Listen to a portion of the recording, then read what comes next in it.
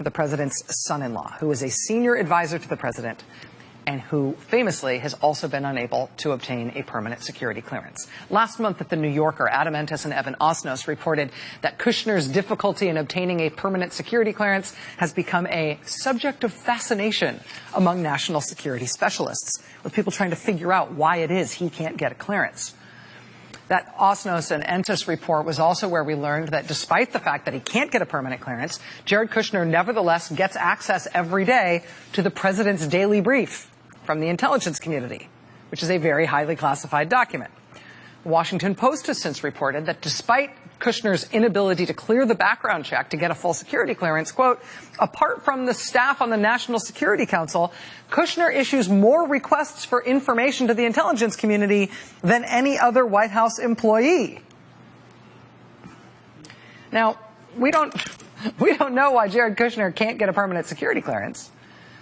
But there is a lot of sort of feverish speculation as to why that might be. At The New Yorker, Adam Entis and Evan Osnos report that Kushner made the unusual and risky decision to meet alone, one-on-one, with the Chinese ambassador, even though that leaves him open to China making any characterization that it wants about what Kushner said or did in those meetings.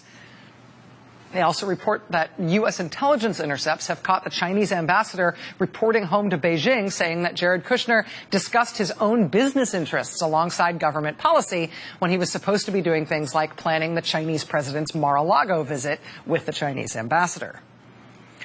Last year, the New York Times reported that 8 days after the election, Jared Kushner met with an insurance company tied to the Chinese government that was reportedly considering pumping hundreds of millions of dollars into a struggling property owned by Kushner's family business, a property for which they have to make a $1.2 billion mortgage payment this time next year, despite the fact there are no clear signs they'll be able to actually make that payment.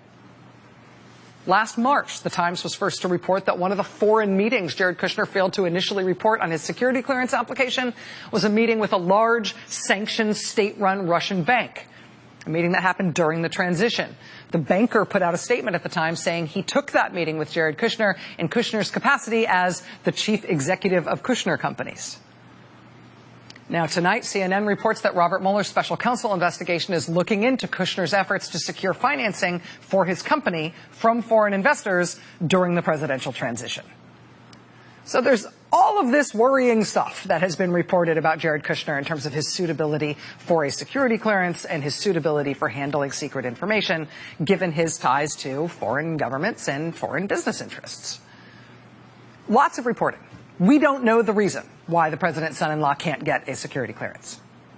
Nor do we know why the White House nevertheless has been letting him read the president's daily brief every day and to make more requests for intelligence than any other White House official.